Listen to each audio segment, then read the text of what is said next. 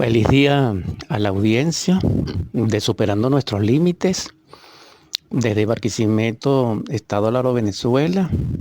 Hoy, viernes 22 de septiembre del año 2023 en curso y 63 años de Acuario, comparto el sexto mensaje de este mes, anhelando que pueda ser comprendido en la esperanza de que pueda ser experimentado, vivenciado a través primeramente de ese saber escuchar, de ese oído psicológico y espiritual que requerimos para poder aprender la enseñanza y hacerla, dijéramos, práctica. Así es que podemos transformarnos. Y así en esa esperanza, en el nombre del Cristo, en su gracia y misericordia infinita, desde las esferas de su perfección, de su paz, en Él y con Él, sea derramada esa paz sobre nuestros cuerpos, sobre nuestras almas, sobre nuestros espíritus, sobre nuestro corazón, para que así seamos partícipes de la luz y en ella y con ella nuestra vida sea plena, feliz y próspera. Amén. Amén. Amén. Cada día, al amanecer, resplandece, como quiera que sea, el sol y su radiación, aunque en su viaje espacial hacia nosotros encuentre densos nubarrones, espacio tormentoso, polvo cósmico, lo que fuese, siempre llega. Y ese llegar es continuo, constante, como una cascada luminosa que no solamente nos refresca, nos calienta, sino que nos aporta la vida y también la sustancia que nos permitirá ser libre. Lo más importante que el sol aporte en su luz es la fuerza liberadora, la sustancia crística que nos va a llevar a la liberación. Pero esto, hermanos, hermanas, no sucede en forma mecánica, autómata, natural. Para lograr la liberación se requiere en voluntad, en conciencia, en intención, de hecho y en hecho, hacer un trabajo, una obra de arte. Entonces aquí aparece el hacedor, aquel que obra, aquel que talla, porque como es una obra de arte, la liberación, es decir, la libertad, esa obra de arte requiere dedicar nuestra vida a ello. Y en ese obrar nos convertimos en obreros de la gran obra. Y al aparecer aquí la gran obra, aparece el Magis Regnum, o el Regnum Dei, o el reino de Dios. En la antigüedad, en los círculos herméticos, se hablaba no del reino de Dios, sino de la obra magna, de la gran obra.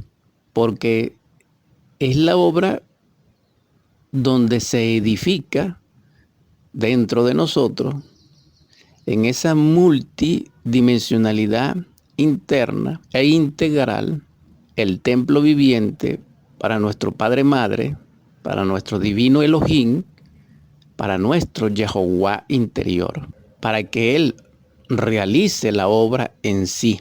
Porque la obra tiene, dijéramos, diversas etapas.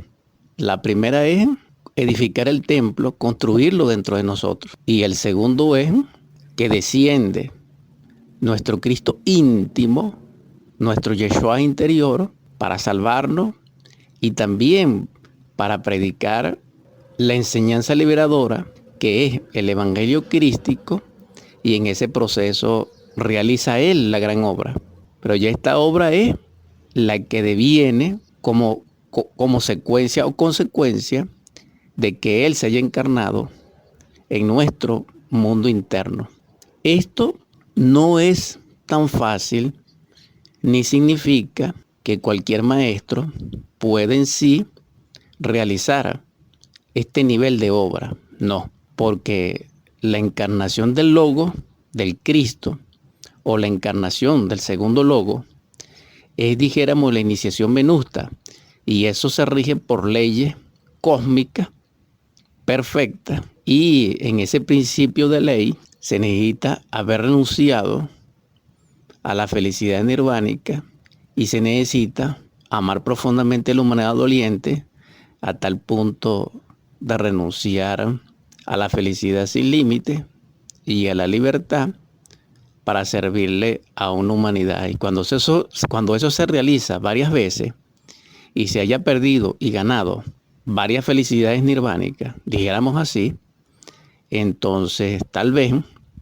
según ese principio viviente del Padre de toda paternidad, que es el Sagrado Absoluto Solar, deviene la iniciación Venus, porque sabemos que el Cristo no es un individuo, no es una persona, pero sabemos también cuáles son las leyes para que Él pueda ser cristalizado en un hombre debidamente preparado, en aquel que realizó la gran obra. Entonces la gran obra consiste primeramente en autoconocernos, segundo, en crear dentro de nosotros el templo viviente o edificar dentro de nosotros la Jerusalén celestial o el templo de Camelot o la gran pirámide para nuestro faraón interior.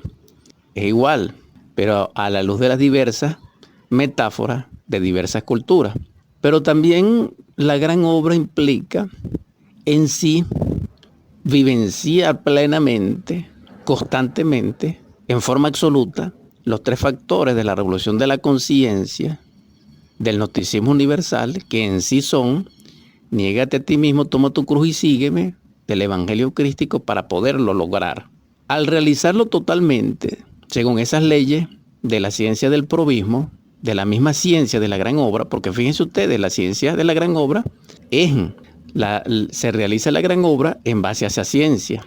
Entonces también la gran obra, aparte de ser esa ciencia y lo que he descrito hasta ahora y compartido, es también la que nos lleva a la liberación, el proceso liberador, que es lo máximo. Pero allí tenemos que encarnar a nuestro libertador interno, si no, no es posible. Llamado eres, hermano, hermana, a realizar la gran obra. Todo comienza con un anhelo, con una aspiración de ser. Paz inverencial.